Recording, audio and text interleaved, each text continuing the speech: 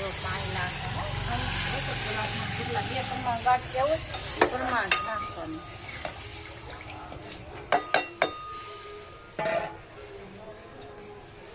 2 ગાંઠિયા કેમ આ 1 ગ્લાસ નાખશું કેમ કે બીજા બધા બીજું ખાસ ચોખા બનાવવા છે.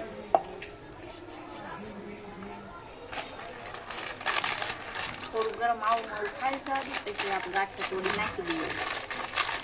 ઘરની દુકાન છે ને ઘરના ગાંઠિયા એટલે અમારે ત્યાં બહાર વસ્તુ લેવા જવું પણ નથી. અમારે ઘરે જ છે કરિયાણાની દુકાન છે.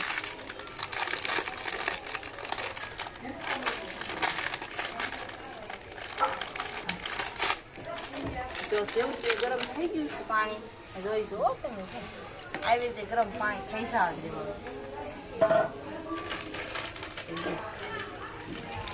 કેવા સરસ મજાના સૂકા સૂકા ગાંઠિયા અને પાછું પી જવા દે બહુ સારું સરસ બને.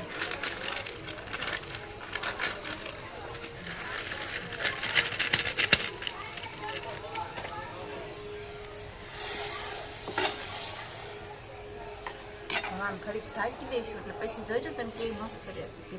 ખાટું એકદમ શાક થઈ જાય છે. અને ભલે ચૂલા પર બનાવી પણ તોય સારું રાંધે. તમે ગેસ ઉપર બનાવો તો કમેન્ટમાં લખજો કેવી રીતે બનાવો છે તો અમે જોઈશું. હવે ઘડીક આપણે ટોપી દઈશું આમ ઘાસી વાર નહીં લાગે. આ જો અમારી ભૂમિ આવી છે ગણપત દાદા આરતી ઉતારી ગઈ હતી. મોટા બેન ને મોટા ભાઈ ઉતારે છે ના ગઈ હતી મંદિરમાં.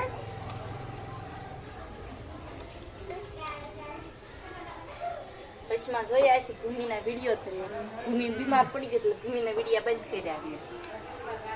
એ બહુ બીમાર પડી ગઈ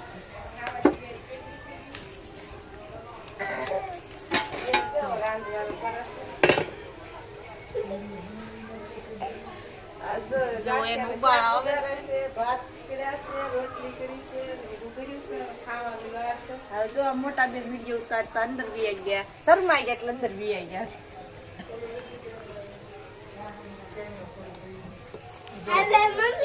એકદમ ખાટું કેવું સરસ મજાનું શાક થઈ જાય છે. પછી હું તમને રોટલીમાં થોડું પોપડીને તેમ ખાવાનું બહુ સરસ મજાનું આવે. તમે બીજી લઈ શાકભાજી ભૂલી જાઓ. જો અમે નવા નવા એટલે અમને બહુ કમેન્ટ પણ તમે મારો સાથ દેશો ને તમે બહુ આગળ તક જઈશું. અમને લાગે છે અને સબસ્ક્રાઇબ કરશો.